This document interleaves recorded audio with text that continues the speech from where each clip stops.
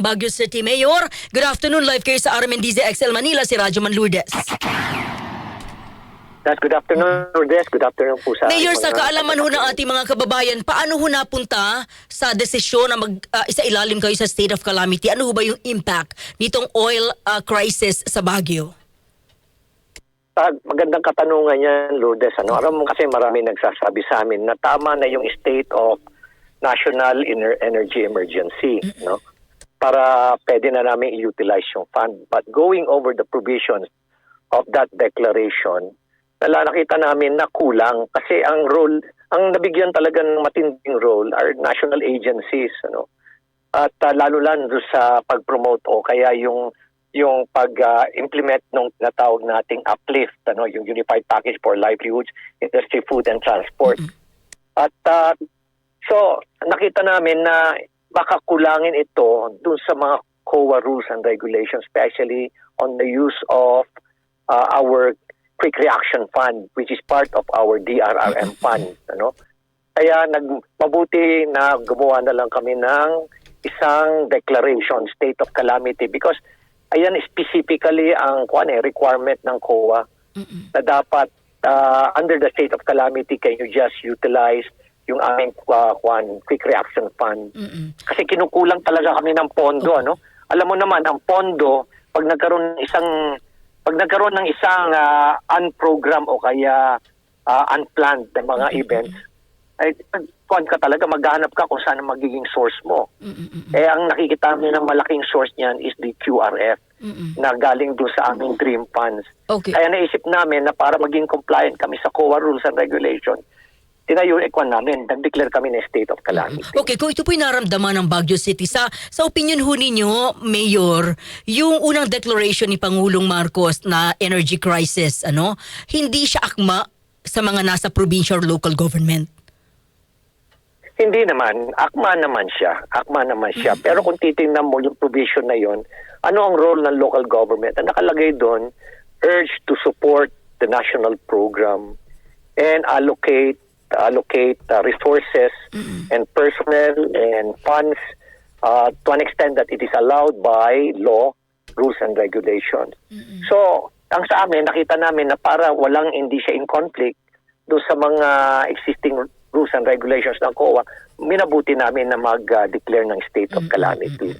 Alam mo kasi, itong pagbibigay namin lang sa ayuda sa mga transport sector, that is already for PUJ and taxi pa lang yan, That would already amount to about 20 million, one time pa lang nabigayan yan. Hindi pa namin nabibigyan yung vulnerable sectors. Wala pa kaming binibigay ng mga microloans. Wala pa yung nabibigyan namin ng ayuda o financial assistance, yung mga poorest of the poor, yung mga financially challenged. Ang dami pa naming paggagamitan ng pondo. Kaya yung mga pondo na kailangan natin sa national government. Kaya minabuti namin na gamitin muna namin yung local funds. Mayor, ano ba yung impact, nitong krisis sa Baguio City? Sabi ho ng mga nakikinig ngayon, kayo nga may pinakamaraming turista nitong weekend, at weekday, nitong Lent, I mean, para ho sa kaalaman ng lahat, ano ho yung naging impact nitong krisis sa Baguio City? Another good question. Sadly, we're down by as much as 50% in terms of tourist arrivals. That is according to our Tourism Council. Talagang mababa ngayon ang mga occupancy. Yes, true. Tumaas nung Holy Week, pero Thursday, Friday. At yun lang yung mga hotels namin na rated na 4-star and 5-star. Pero yung mga budget hotels namin, pati mga 2-star, 1-star, halos kukunti lang, mga 20% lang, 30% lang occupancy. Ngayon nga, nasi-zero na nga yung mga hotels namin dito. Kaya, ito rin naman may silver lining din naman ito, Lourdes. Opo. This is now the right time for our visitors to come up to the city of Baguio. Maluwag na maluwag kami rito. May enjoy nyo ang aming mga tourist spots dito, aming environment, pati weather. Dahil talagang ang traffic dito talaga very smooth, maayos na maayos. Oo. Ano po yung mga maibibigay niyo pong tulong sa mga mamamayan sa ilang sektor dyan sa Baguio after po ng state of calamity? Well, meron pa kami mga rice program. Meron kami 56 million na rice program. Meron pa kami mga expand na local fund to ipapamigay pa namin. Magkakaroon kami ng payout sa April 10, tapos another payout uli on April 14.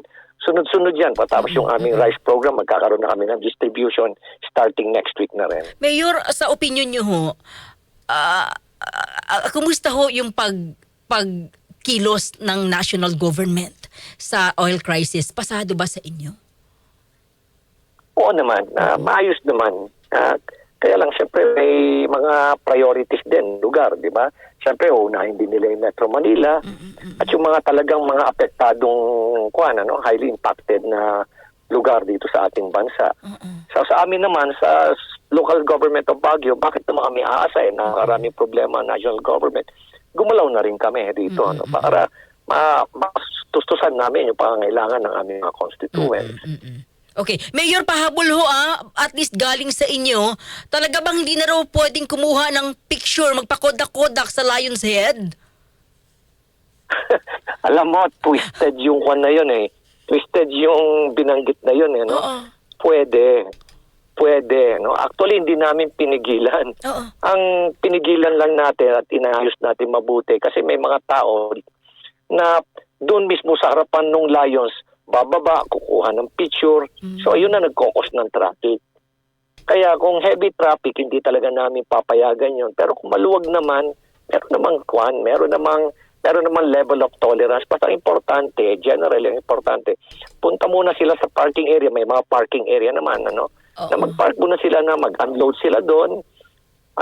Tapos saka sila pumunta doon sa Lion's Head at magpa-picture. Hindi yung namin pinagbabawal yan. Okay, para clear. Mayor, unfair daw. Bakit daw yung Burnham Park sarado? Bakit daw sarado?